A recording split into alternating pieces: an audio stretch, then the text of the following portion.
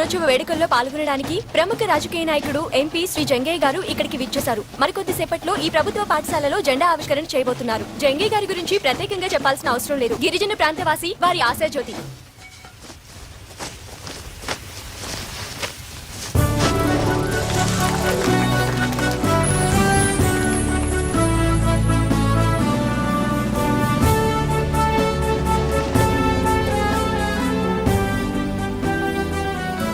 ఇప్పుడు మన ప్రీతమ నాయకులు ఎంపీ శ్రీ జంగయ్య గారు మాట్లాడతారు. నమస్తే. నమస్కారం. నమస్కారం. బ్యాండ్ బాగా కొట్టారయ్యా. ఆపండి, బ్యాండ్ బాగా కొట్టారు చెప్పా కదా, ఆపండి. అందరికి చాక్లెట్లు వచ్చాయి ఏంటి? అరే చాక్లెట్లు వచ్చాయండి, మాట్లాడరేంటి? ఏంటి వచ్చాయా? Very good, very good.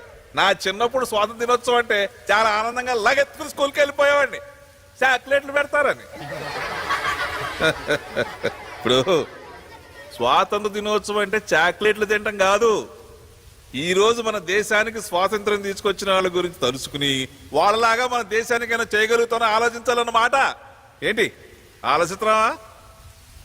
ఏమా నువ్వు ఆలోచిస్తున్నావా? నీ సంగతి ఏంటరా? ఏంటి ఎవరు మాట్లాడరేంటి?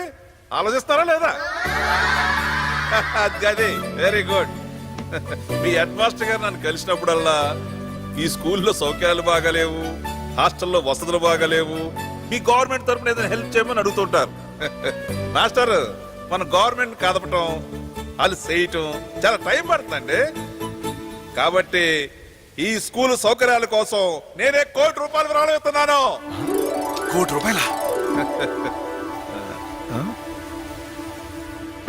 చప్పట్లు చప్పట్లు చప్పట్లు. Thank you sir, thank you. చప్పట్లు చప్పట్లు చప్పట్లు.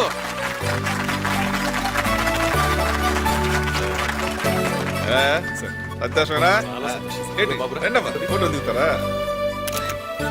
ఇలాంటి వ్యక్తులు, మహాశక్తులు మన దేశంలో ఉంటే మన దేశం ఎందుకు గొప్పది కాలేదు? తప్పకుండా అవుతుంది. అసలు ₹1 కోటి విరాళంగా ఇచ్చారు అంటే మనం అర్థం చేసుకోవచ్చు. ఇలాంటి నాయకులు ఉండబట్టే ఈ రోజు దేశం ఇంత ఫాస్ట్ గా అభివృద్ధి చెందుతుంది. ఆయన కాన్స్టిట్యున్సీలోనే కాదు, రాష్ట్రంలోనూ దేశంలోనూ ఒక కీలక నేతగా ఎదిగారంటే ఈ నిస్వార్థతే కారణం.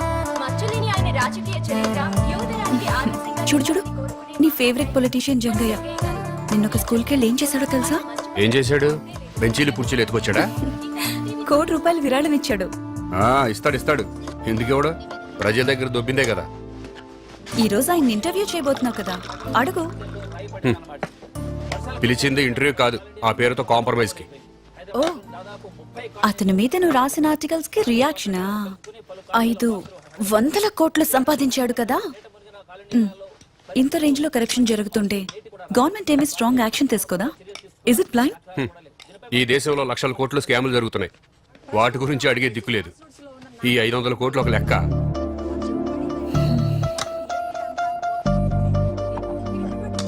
వింటుంటేనే చాలా డిప్రెసింగ్ గా ఉంది డార్లింగ్.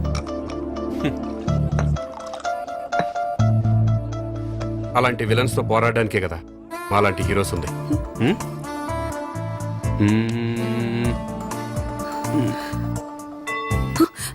ఆఫీస్ కి టైం అయింది. Let's have breakfast.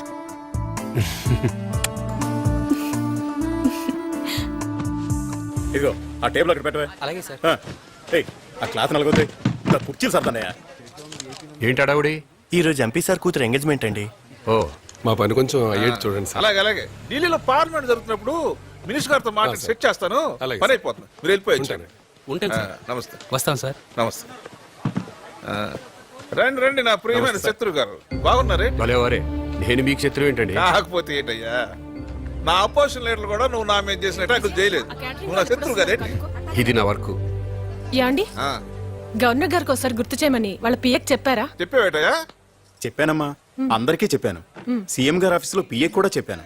వస్తామని కన్ఫర్మేషన్ కూడా ఇచ్చారమ్మా. ఓకే సరే, నువ్వు వెళ్ళి 2 కాఫీ పంపించు. సరే సరే. రా కూర్చో. ఏ విషయం మీద ఇంటర్వ్యూ చేయమంటారు? నా గురించి డైలీ సీరియల్ లాగా రోజు ఏదో ఒకటి రాస్తారన్నావు కదయ్యా. ఇల్లీగల్ మైనింగ్, రోజు వుడ్ స్మగ్లింగ్, ఏజెన్సీ ల్యాండ్ కబ్జాలు చేశారని చెప్పి 500 కోట్లు సంపాదించాను నేను. నెగిటివ్ గా తప్ప పాజిటివ్ గా రాసే వ్యక్తి. చాలా సంఘ సేవ చేశాను నేను. నా నియోజకవర్గాన్ని ఎంత డెవలపింగ్ చేసింది తెలుసా నీకు? వాడి గురించి నువ్వు రాయట్లా. అంతెందుకు, నిన్నటికి నిన్న ₹1,00,00,000 విరాళం ఇచ్చా తెలిసేటి నీకు? అదే అలా నవ్వుతావేటి? 10 ఏళ్ల క్రితం మీరు ఒక స్కూల్ టీచర్, ఆ, 4,000 జీతం. ఈ రోజు ₹1,00,00,000 విరాళం ఎలా ఇవ్వగలిగారు? సరేనయ్యా, ఈ డొంక తిడు ఎందుకు గానీ ఎంత కావాలేటి? రాతలు మార్చి సంపాదించాల్సిన అవసరం నాకు లేదు. వస్తే రాయటం మానంటావు. నువ్వు రాసి ఏంటంటే సాధించేది? జనం నువ్వు రాసింది పొద్దుట చదువుతారు, సాయంకాలం పొగోడి పట్టం కట్టుంటారు తెలుసా నీకు? అటువంటప్పుడు మీకెందుకండి టెన్షన్? నీ రాతలో నా రాజకీయ ఎదుగులు అంత మంచిది కాదు. నా ఇమేజ్ని డ్యామేజ్ చేస్తున్నాయి. నా రాజకీయ భవిష్యత్తు ఎంత గొప్పగా ఉండబోతుందో తెలుసు కదా నీకు? నాకు నా దేశ భవిష్యత్తు ముఖ్యం. సిల్లిగా మాట్లాడకు, ముందు నీ గురించి ఆలోచించుకో. ఇది కర్మభూమి కదటయ్యా, ఏం జరిగినా వాళ్ళ కర్మని పడి ఉంటారు. కర్మ అనుకోవట్లేదు, తుపాకీ పట్టుకుంటున్నారు. మీ నియోజకవర్గంలో నక్సల్ మూమెంట్ కారు చిచ్చులు అంటుకుంటోంది. తిండి గింజలు పండించాల్సిన రైతులు, అడవుల్ని నమ్ముకున్న గిరిజనులు, స్టూడెంట్స్, ప్రొఫెషనల్స్ మరెంతో మంది ఇందులో ఇన్వాల్వ్ అవుతున్నారు. ఆపో, ఏం బెదిరిస్తున్నావేంటి? అన్నలు మీ మీద కన్నేశారు. ఆ కళ్ళు పీకేయగలను, పీకేటువంటి ఏకంగా వాళ్ళ నేను లేపేయగలను.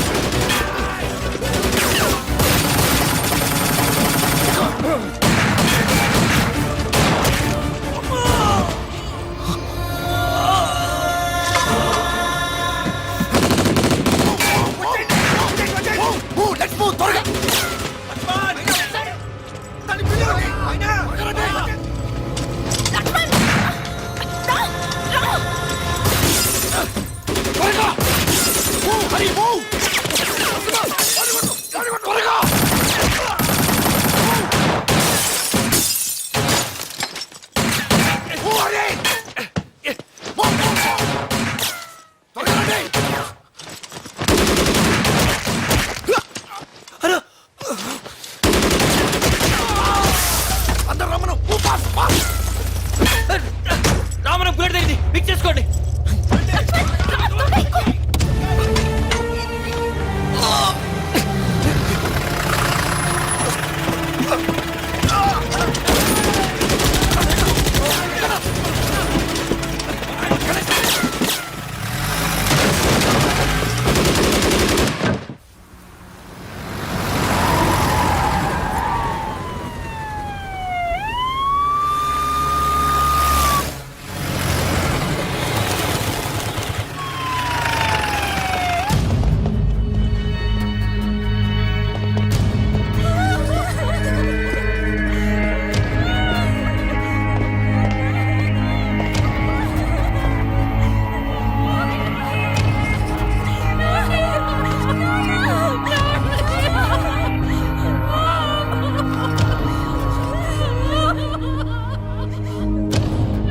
Come in, control room come in.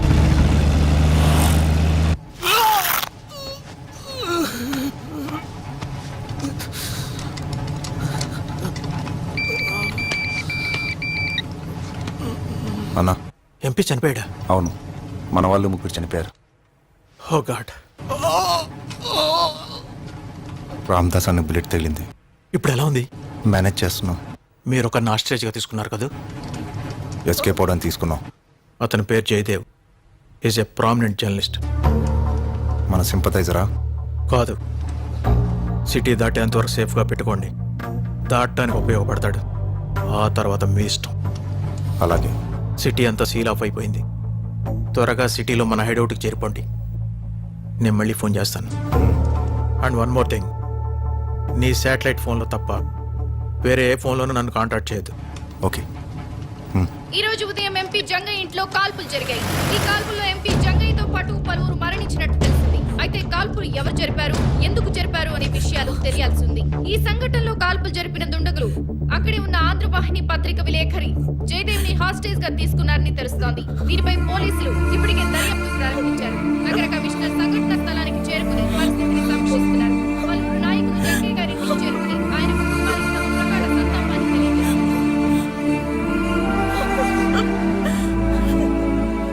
Home minister DGP office కి బ్రీఫింగ్ ఇచ్చాం సార్. ఐ విట్నెస్ ప్రకారం ఎంపీని కిడ్నాప్ చేయడానికి ప్రయత్నం జరిగినట్టు తెలుస్తుంది సార్. కమిషనర్ గారు, సీఎం గారు మాట్లాడతారు సార్. ఎంపీతో పాటు చాలా మంది చనిపోయినట్టున్నారు. అవును సార్, ఒకరిని హాస్టేజ్ గా కూడా తీసుకున్నారు సార్. ఎవరతను? ఆంధ్రవాహిని జర్నలిస్ట్ అంటే అతని పేరు జయదేవ్. ఆహా, నాకు ఎప్పటికప్పుడు సిచ్యుయేషన్ బ్రీఫ్ చేస్తూ ఉండండి. అలాగేనండి. ఇప్పటి వరకు సిటీ దాటినట్టు ఆధారాలు ఏం లేవు సార్. సర్చ్ జరుగుతుంది. Okay Karthik sir. You take charge okay sir. And take care of the investigation. Court team form చేసి ఆ దళం ఎక్కడుందో ట్రాక్ చేయి. Okay sir. ముందు ఆ జర్నలిస్ట్ ను విడిపించడం మన ప్రయారిటీ. ఎప్పటికప్పుడు నాకు డైరెక్ట్ గా రిపోర్ట్ చేయి. అలాగే సార్. ఓకే.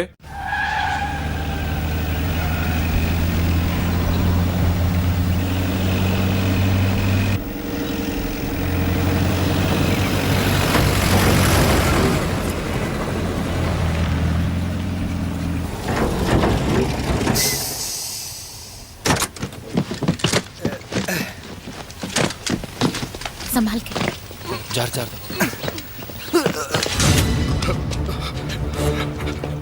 నేను మీకు శత్రువు కాదు. నన్ను వదిలేయండి, నన్ను వదిలేయండి. గన్ను వదులుతావా చంపనా? నేను ఎవరికి అన్యాయం చేయలేదు. నేను మీకు ఎవరికి శత్రువు కాదు. మీ గురించి ఎవరికి చెప్పను. గన్నదులు. గణేష్, ప్లీజ్, నేను ఎవరికి అన్యాయం చేయలేదు. ప్లీజ్. బిల్లు.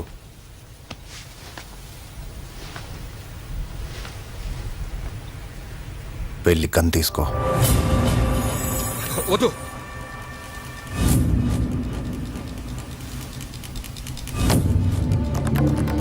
రావద్దు, దగ్గర రావద్దు. కాల్ చేస్తాను. వద్దు వద్దు రావద్దు. కాల్ చేస్తాను. కాల్ చే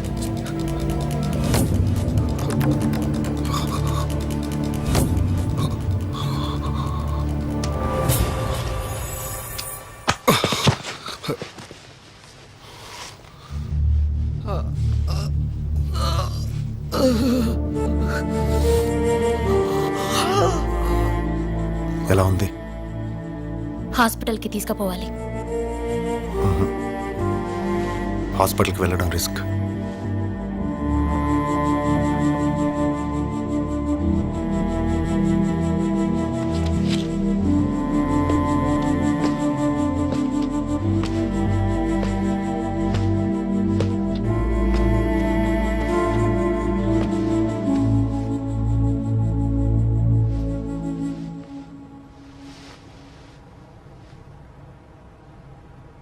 బాధపడద్దు.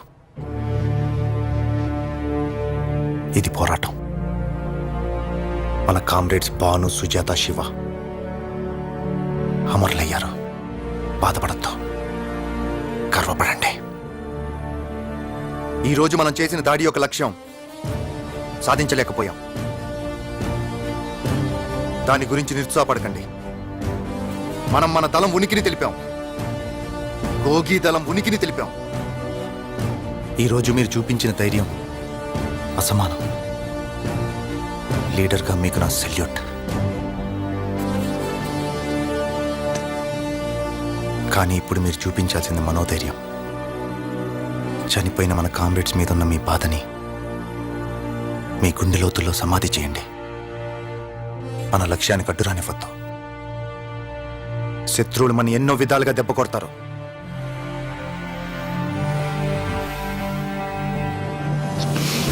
మనం సైనికులం. మన గమ్యం చేరేదాకా, మన లక్ష్యం సాధించేదాకా మనం లొంగకూడదు.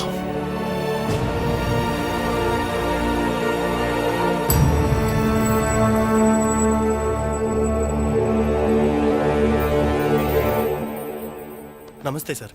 నమస్తే. రండి. నమస్తే. నమస్తే అమ్మా. నమస్కారం సార్. నమస్తే. రండి కూర్చోండి. కూర్చోమ్మా, కూర్చో.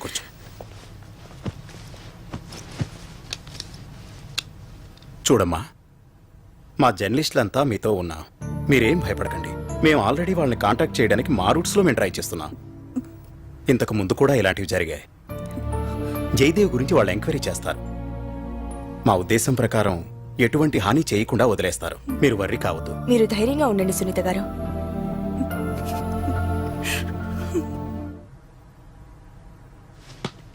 సరే.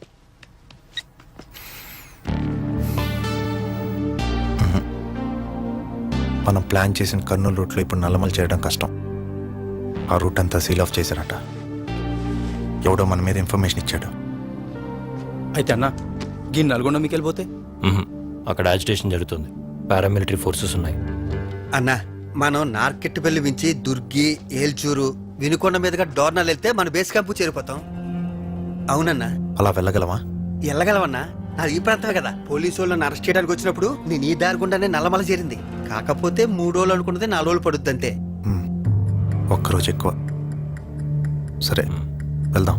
4 రోజుల పెద్దన్న పరిస్థితి బుల్లెట్ లోపలనే ఉందన్నా. అన్నా, మనం వెళ్ళేది రాళ్ళగుట్ట పక్క నుంచే. టాటా బాగానే ఉన్నాడు కదా, ఆయనకే చూపిద్దాం. వద్దు. ఈ ఇన్సిడెంట్ తర్వాత పోలీసులు ఆ ఊళ్ళ మీద నిఘా పెంచుతారు. మనల్ని ఈజీగా ట్రాక్ చేయగలరు. బేస్ క్యాంప్ చేరే ట్రీట్మెంట్ చేద్దాం. రెహనా, 4 రోజులు పర్లేదు కదా? ఏ మెడిసిన్స్ కావాలో చెప్పు, తెప్పిస్తాను. అచ్చా. ఈ విషయం అజిత్కి ఇన్ఫార్మ్ చేస్తాను. నేను విరోధిని కాదు. నన్ను వదిలేయండి ప్లీజ్. నేను మీ విరోధిని కాదు. నన్ను వదిలేయండి ప్లీజ్. ఏంట్రా? నేను జంగ చేస్తున్న కరప్షన్, ఎక్స్ప్లోటేషన్ గురించి ఎక్స్పోజ్ చేశాను. నన్ను చాలా మంది యాంటీ ఎస్టాబ్లిష్మెంట్ అంటారు. Anti establishment? మా పోరాటానికి సపోర్ట్ గా ఒక్క ఆర్టికల్ రాసావా?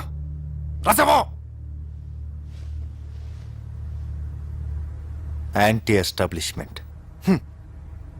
మీలాంటి వాళ్ళు పొలిటీషియన్స్ కి, మినిస్టర్స్ కి వ్యతిరేకంగా రాసి ప్రెషర్ తెస్తారు.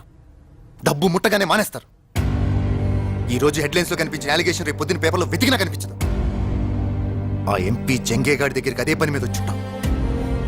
పైసా వసూల్. నీదొక రాత, నీకొక నీతి. నువ్వు కూడా మాకు విరోధివే. నోరు మూసుకొని కూర్చో.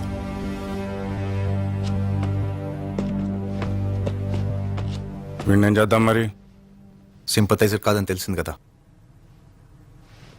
చంపేద్దాం. బ్యాడ్ అవుతుందేమో. మనం ఏంటో తెలుస్తుంది.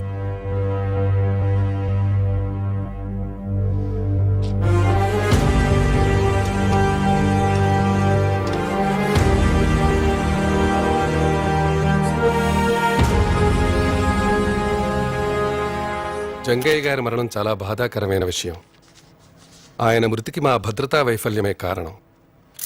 వారి కుటుంబానికి నా ప్రగాఢ సంతాపాన్ని తెలియచేస్తున్నాను. కిడ్నాప్ అయిన జర్నలిస్ట్ జయదేవి గారిని విడిపించడానికి మా సాయి శక్తులా ప్రయత్నం చేస్తున్నాం. సార్, ఈ అటాక్ ఏ గ్రూప్ చేసిందో తెలిసిందా? కొన్ని ఆధారాలు దొరికాయి. ఇన్వెస్టిగేషన్ చేస్తున్నాం. మినిస్టర్ గారు, పొద్దున్న కమిషనర్ గారు వాళ్ళు ఇంకా సిటీలోనే ఉన్నారన్న అనుమానం వ్యక్తం చేశారు. అంటే వాళ్ళు ఇంకా సిటీలోనే ఉన్నారంటారా? చెప్పాను కదా, లీడ్స్ పరిశీలిస్తున్నాం. బిల్లు అదండక్స్ తెచ్చావా? ఈ బ్యాగ్ ఎత్తు. చెక్ పోస్ట్ దగ్గర మన మనిషి ఉన్నాడన్నా. అక్కారం చేరడానికి 6 గంటలు పడుతుంది.